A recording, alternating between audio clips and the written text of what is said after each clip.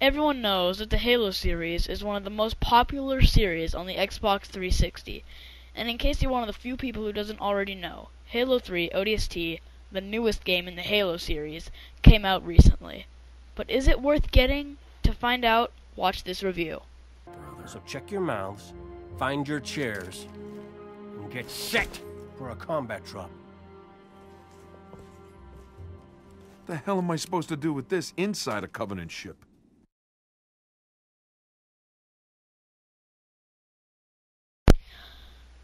In this game, you play as an ODST trooper known as the Rookie.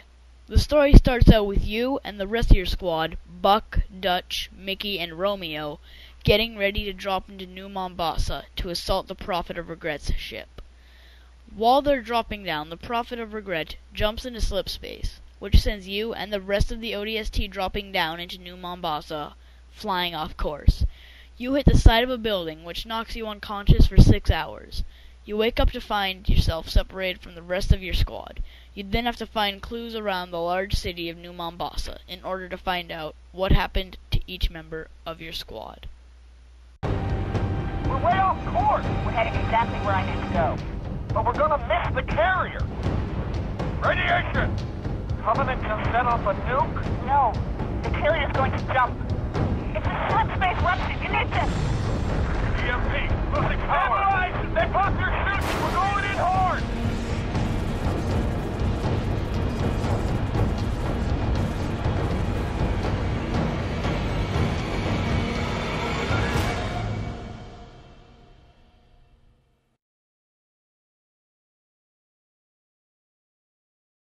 I take it back.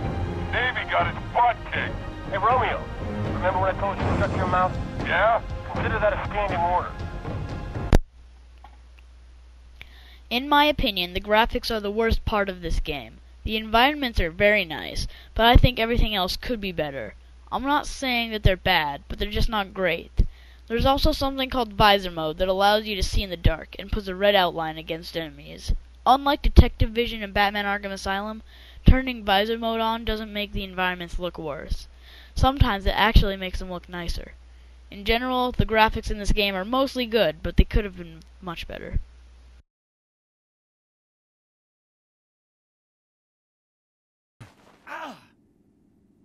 Wake up, Buttercup.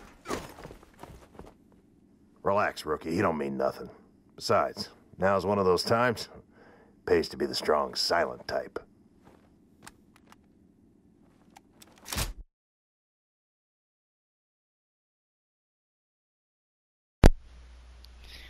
Let me start by saying that the music in this game is not the same music as the other Halo games. This isn't a bad thing because the music in this game is just as good, if not better, than the music in the rest of the Halo series. The sound effects for the guns and the voice acting is really good too. Overall, the sound in this game is great. Squad, what's your status? Are you still with me, Buck? Yeah. Give me a sec. I hit pretty hard. My heart won't open. How about yours? Works great. Right. When you get done fooling around, I could use some help.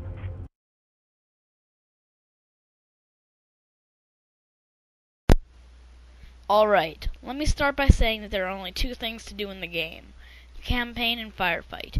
In campaign, there's nighttime and daytime. During nighttime, you play as the Rookie, and you go from one area to the next, looking for clues that will tell you what happened to your teammates. Once you find a clue, you play as one of your teammates, and find out how the clue got there, and that's during the daytime. Daytime is a lot like the other Halo games. It's more action-packed than nighttime, and you use weapons like assault rifles and Spartan lasers. There's also more enemies, and they also know where you are.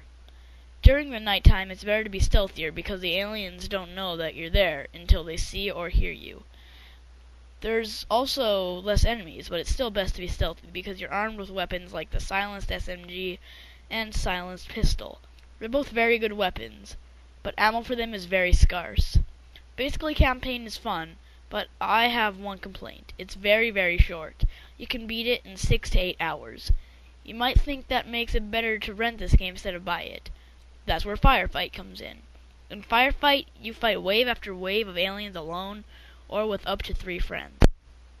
They turn on skulls to make it harder as it goes on, which does make it funner sometimes, but I wish there was an option to turn off the skulls, because some skulls make the game annoying sometimes. It's definitely the funnest part of the game. It's fun to just go and see how many Covenant soldiers you and your friends can kill, and who can kill the most.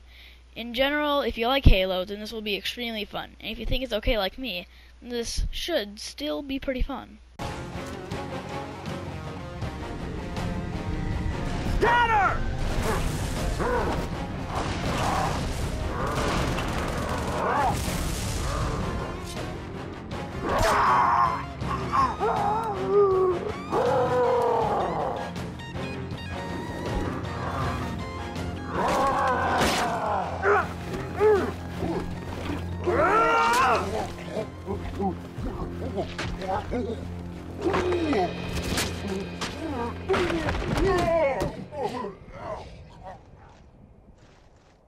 Get this thing off of me!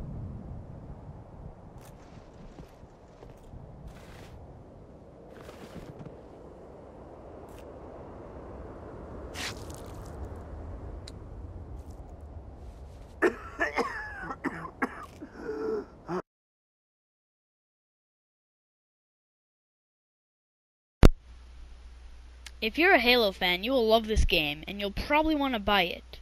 If you're like me and think Halo is good but not the best, then you might want to rent it instead of buying it, because the campaign is very short. If you don't like Halo though, you might not want to buy it, but you should still think about renting it. I'd give this game a 8.6 out of 10. You up top. What?